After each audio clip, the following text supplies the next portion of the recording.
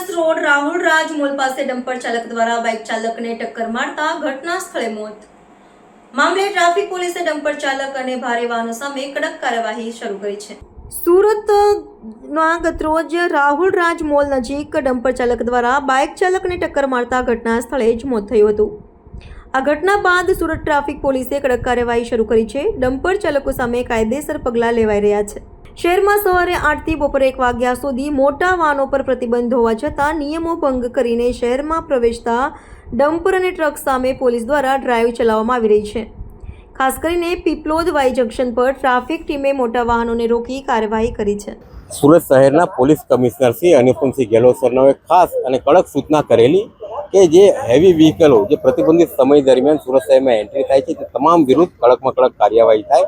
જે અનુસંધાને સુરત શહેરમાં જે નાકા પોઈન્ટ કે જ્યાંથી એન્ટ્રી ભારે વાહનો થાય છે તે તમામ જગ્યાએ પોલીસની ટીમ રાખવામાં આવેલ છે અને આવા વાહનોને અમે કાયદેસર રીતે એને ડિટેન કરી અથવા તો બેફિકરાઈથી ચાલતું હોય તો એના પર એફઆઈઆર દાખલ કરી એના વિરુદ્ધ કડકમાં કડક હાલ કાર્યવાહી ચાલુ છે. હાલ સુધીમાં અમે 39 વાહનોને ડિટેન કરેલા છે અને જવાબદાર એમના માલિકો વિરુદ્ધ પણ કાર્યવાહી હાલ ચાલુ કરી રહ્યા છે. નિયમો વિરુદ્ધ જે રીતના પ્રવેશ કરી રહ્યા છે કઈ રીતના આમાં જોગવાઈ છે કે એના વિરુદ્ધ જો લાયસન્સ ન હોય તો એને જપ્તી થાય અને પ્રતિબંધિત સમય દરમિયાન આવે તો એને મેમો ઇસ્યુ કરી અને એને દંડ ભરવામાં આવે છે. તેમજ આરટીઓમાં પણ એના વિરુદ્ધ કાર્યવાહી કરવા માટે અમે રિપોર્ટ કરીએ છીએ.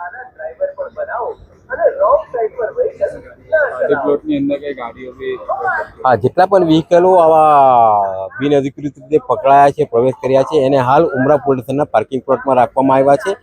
એમાં આ લોકો કેમ આ રીતના આવ્યા છે એનું પણ અમે તપાસ કરશું અને એમને સમજ પર કરશું કે જે સુરત શહેરમાં જે પ્રવેશનો ટાઈમ છે એ સવારના 8 વાગ્યાથી લઈ બપોરના 1 વાગ્યા સુધીનો છે.